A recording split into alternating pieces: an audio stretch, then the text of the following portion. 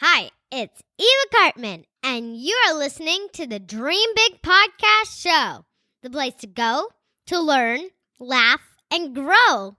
Today we welcome retired 4-star General Stanley McChrystal.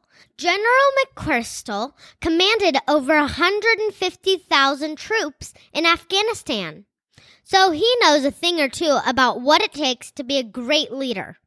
This is episode 67, Big Dreamers. You ready? It's time to dream big. Welcome to the Dream Big Podcast Show. We're inspiring you to shoot for the moon, take aim and go. We bring to you amazing guests who truly love what they do. Every day they're living their dreams, and so can you. Dream big, take action to reach your goals. Are you pumped yet? It's showtime, let's rock and roll. Welcome to the Dream Big Podcast Show. I am your host, Steve Cartman. And today, I'd like to start with a quick shout out to the review of the week.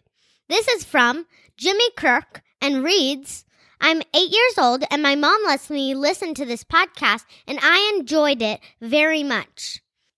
Thank you, Jimmy, for your review. I'm so glad you're enjoying the pod. Big Dreamers, if you would like to hear me possibly read your review on the show, then be sure to leave a review on the iTunes. We are so grateful for your support. We also have a special gift for all you big dreamers. We created an amazing Dream Big journal that we want to ship to you. This journal is amazing. You have to see the illustration. It is so cool. And we even will personalize the journal with your own face in the Dream Big illustration. How awesome is that?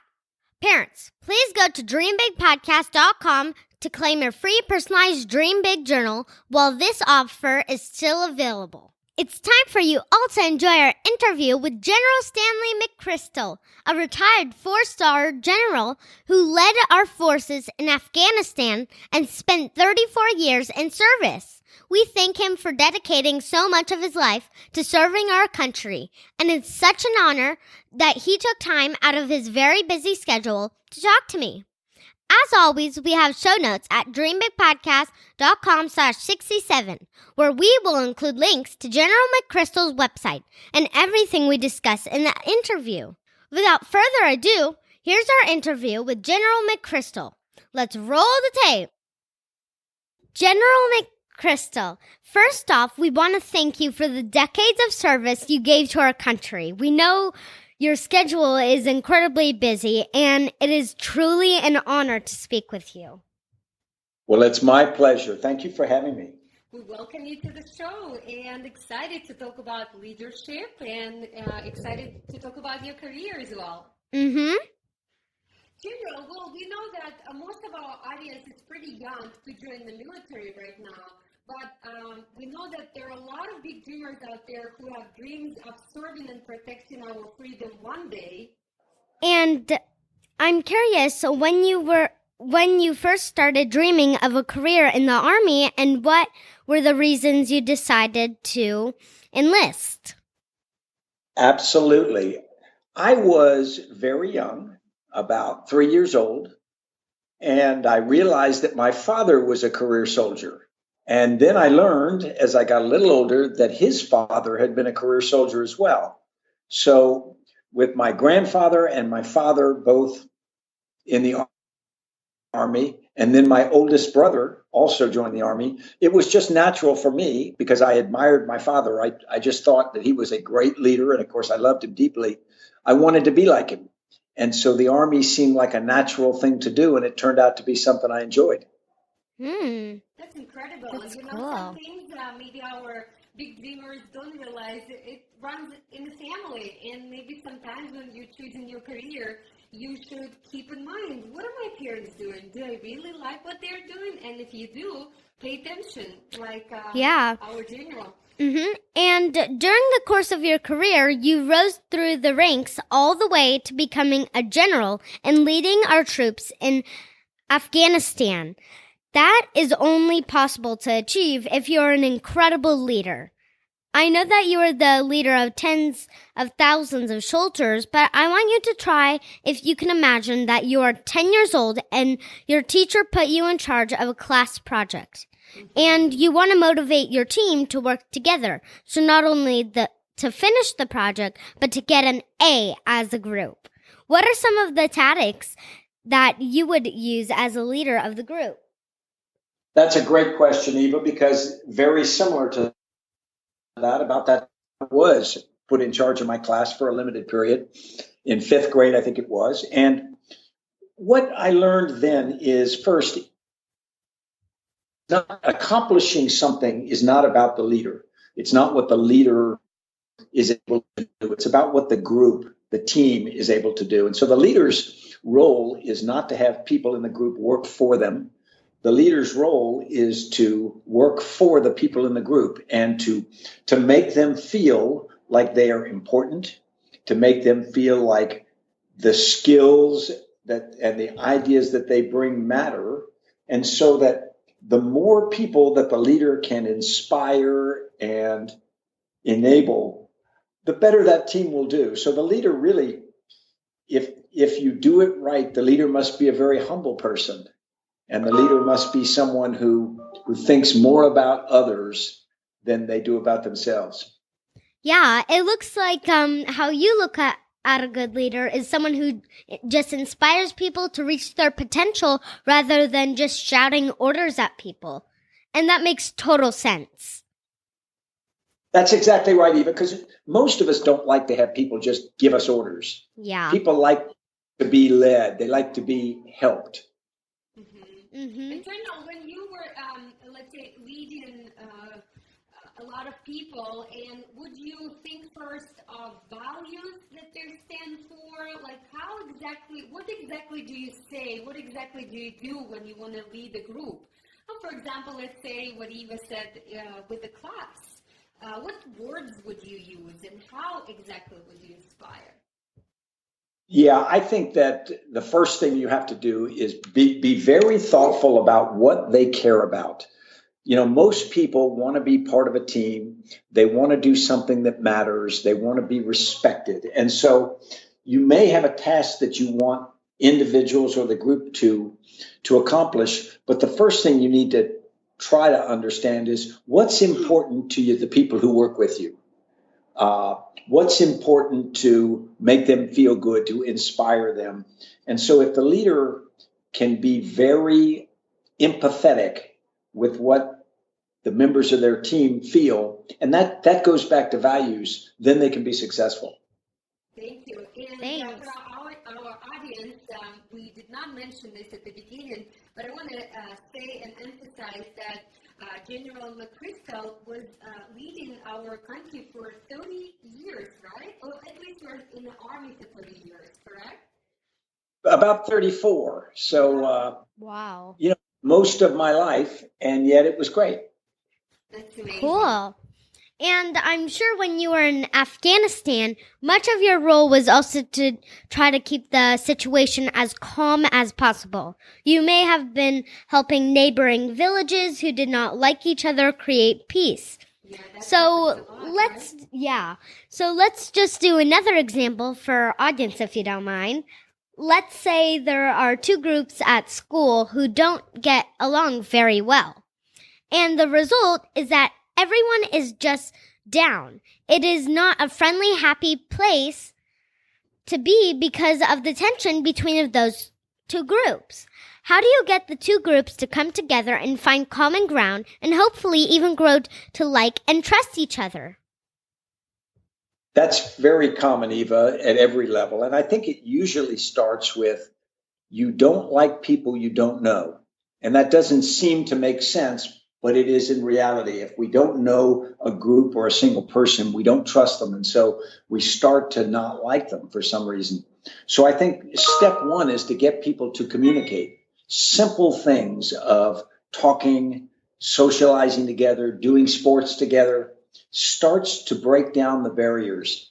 Then you may find things that are very important that they disagree on, that they've got to work for a compromise. But once you've started to build some kind of relationship, then you can work through those other things. It's almost impossible if you haven't done that.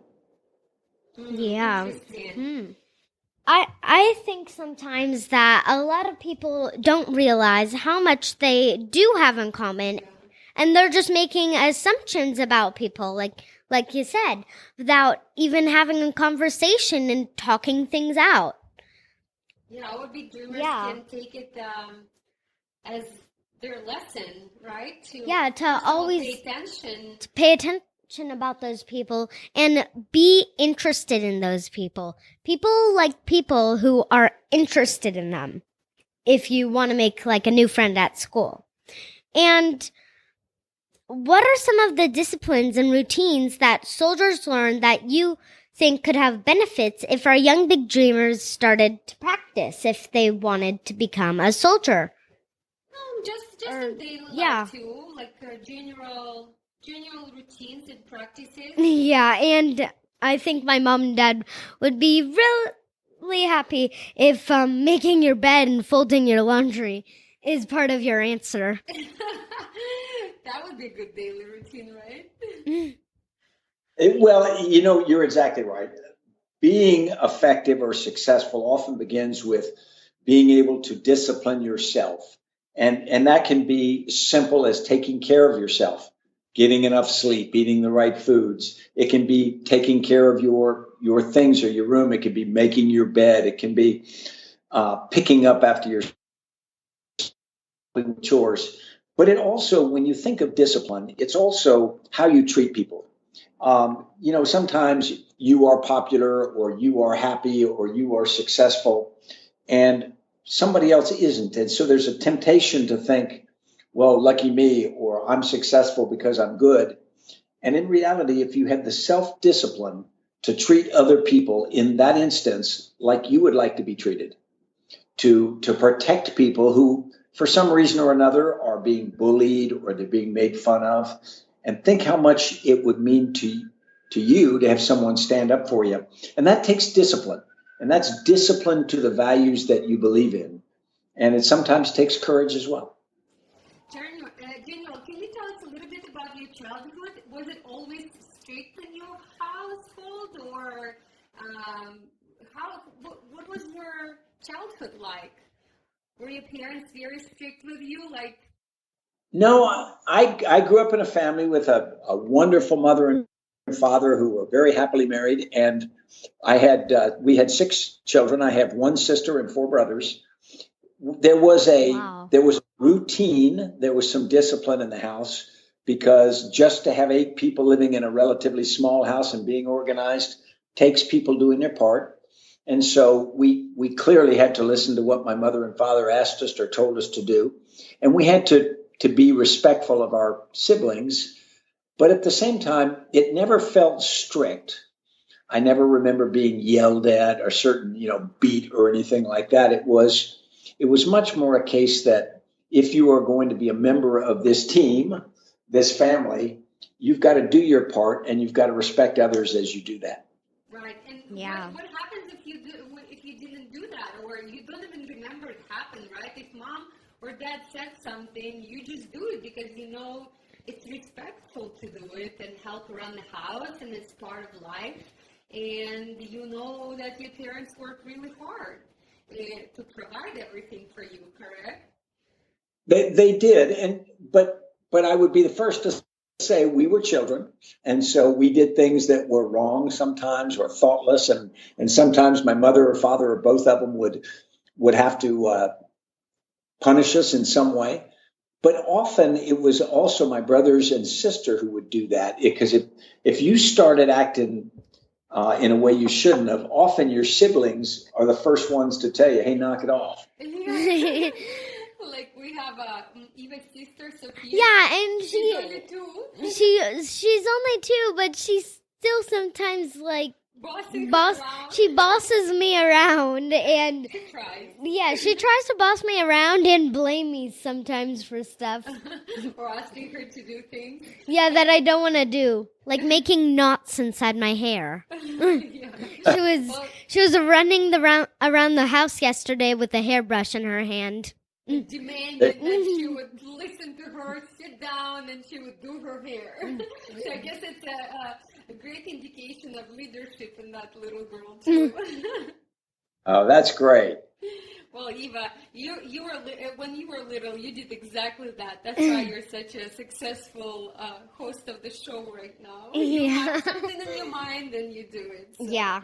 I think that's great for our listeners to know that, it's great to be a child. At the same time, it's very great to be part of a team, and it's amazing when you as a team move forward, and if it's your team as a family or your team at school. So pay attention to that. Yeah. And in your training, there must have been times when you were asked to push yourself physically and mentally in ways you did not previously think were possible. How did you grow from those experiences? I think those are some of the best experiences because you often think that I can't do something because you've never tried. And so what I think the best thing to do is give yourself challenges that seem impossible, not stupid, but just very, very difficult. And so I find that even if I failed, I came away with a much better appreciation that I can try anything. I think the lessons from it, Eva, can you draw a lesson from this answer? Yeah, so what would you say? How does it help our big dreamers? it helps our big dreamers because you learn from that. You'll be surprised, right? Sometimes. Most of the time you learn from the experience and you push yourself. Remember how you went to Spartan race? Yeah, like you don't want to do something, but you push yourself to do it, and at the end you realize, oh, that was actually really fun. And it's your new comfort zone. Yeah, and I love doing it. And even if you didn't love it, you learned. Exactly. Yeah. You don't have to win all the time, and sometimes what you think is the failure is actually your win. Yeah, and you'll be surprised by what you can actually do. This is somewhat a difficult question, but I figured you might have a helpful answer to it. In war, sometimes a mission goes wrong and the results can be injury or even death. And of course, in life, this happens as well. People get hurt or sick, sometimes at a young age. How do you cope when someone you love gets hurt? And how do you be there as a friend for those who lose someone they love? Well, of course, that's difficult. But the first thing to do is understand just how big an effect it has on someone, either to be badly injured. They might lose some of their ability physically for the rest of their lives. And that's difficult to accept for anyone. And then it's even greater if someone loses a loved one. So I think the first thing you can do is understand just how painful it is, what the loss is. You can't make it better. You can't say it didn't happen. That's not possible. But what you can do is sort of quietly say that you care, that you are there if they need help. You are there because you love them and you care for them. And sometimes it takes a little while. Someone may go through a loss of that kind, and then you see if you can help them, and they don't want any help. They almost want to retreat from the world. Then it's better to wait. And after a little while, go back again. Don't take it as rejection. Go back because they're going through a grieving process where they are accepting what the new reality is. And as that process goes along, they will likely open up again, and you'll be in a position where you can provide valued help. Yeah, that's so true. It's always sad when you say goodbye to someone you love, but the memories with that person do live, or animals, right? Creature on earth. Right. That is what I'm going to say. So you have good memories with those people, right? Yeah, and like you said, those feelings of sadness start to become, with time, they start to become less and less. And you can really focus on the good times together. Right. Exactly. And in the first days of it, it's hard for someone to remember that. It takes some time. Yeah, it's Yeah. a grieving process that everyone has to go through. Eva, do you remember how Eva lost her fish when she was very little? And Yeah, she was but very, very sad. yeah, But that fish only lived one day, one night one actually. night. Yeah, and we have we lost people in our family, and it takes time to process, and it's sad, always sad. But I always think that no matter what, you had amazing time, and at some point, that soul is free now, and our job is to remember the best things possible about Yeah. that person and about the things they left on earth, right? Definitely.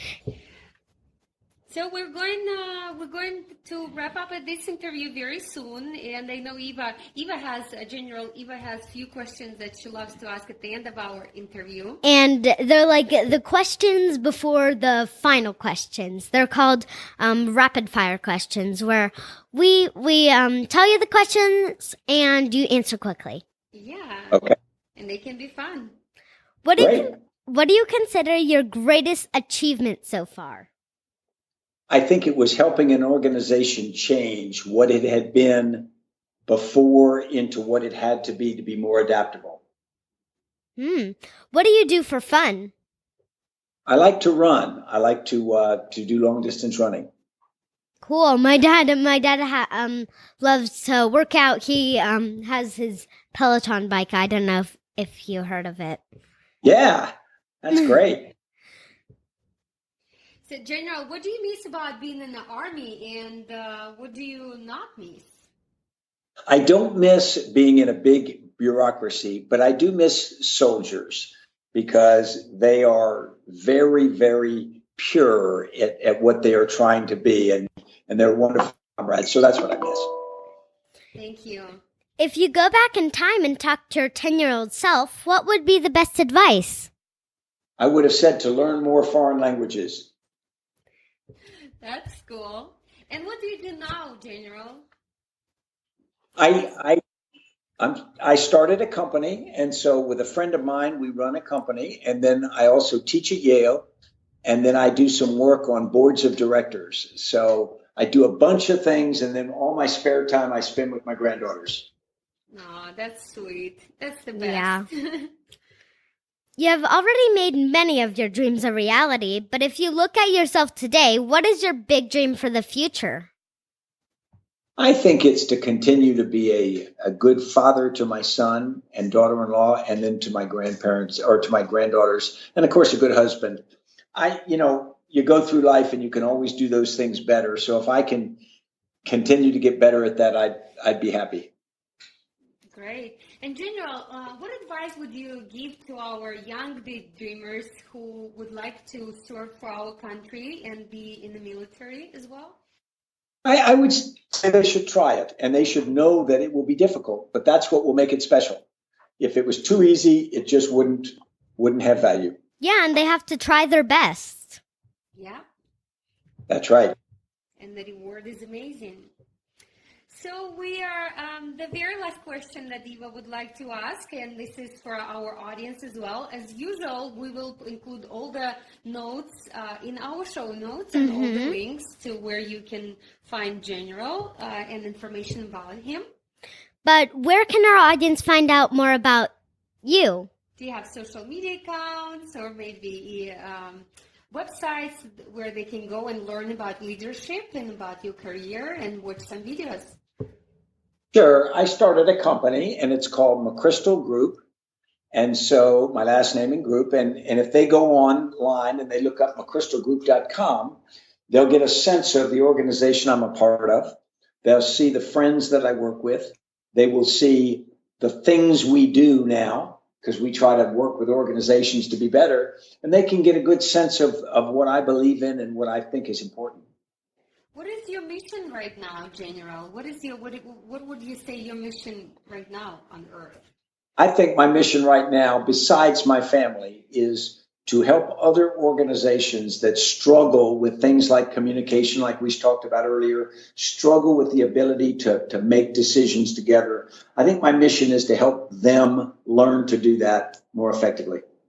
That's great. And my very last question, what's your best advice for people who are maybe can't make a decision, and maybe they're like thinking too much, and they're thinking, is it right? Is it wrong? What should I do? Because I'm sure you had so many of those moments where like you don't know for sure, but you have to make a decision. What helped you? What's the number one advice? That there are very few decisions that you can't recover from if you make a mistake.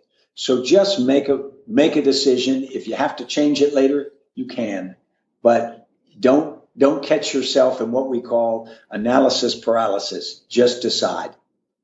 Just do it, right? Yeah.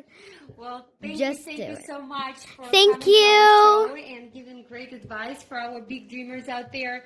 I would strongly encourage to go and check out General McChrystal website, and we will include links in our show notes. Yeah, and make sure to dream big.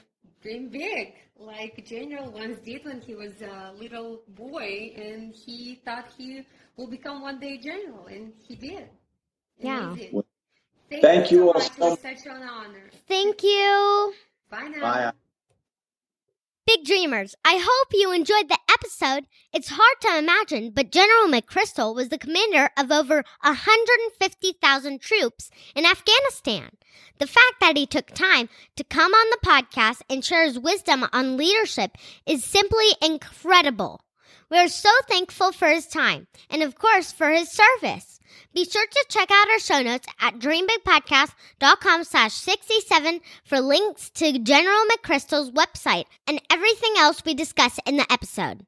When you go to the show notes, you'll see a place to sign up for our insider newsletter where we send exclusive content, including a free audio that I made on my top 10 tips for making and keeping great friends. This audio is only available for those who subscribe, and I know this will really help you, so please be sure to have your parents join the newsletter to get it. Thank you so much for tuning in. This is Eva Cartman reminding you that you have unlimited potential. Your dreams are not optional. You need to make them essential. So take massive action to turn those big dreams into reality. Live with passion the way life is meant to be. I'll see you in the next episode. Bye!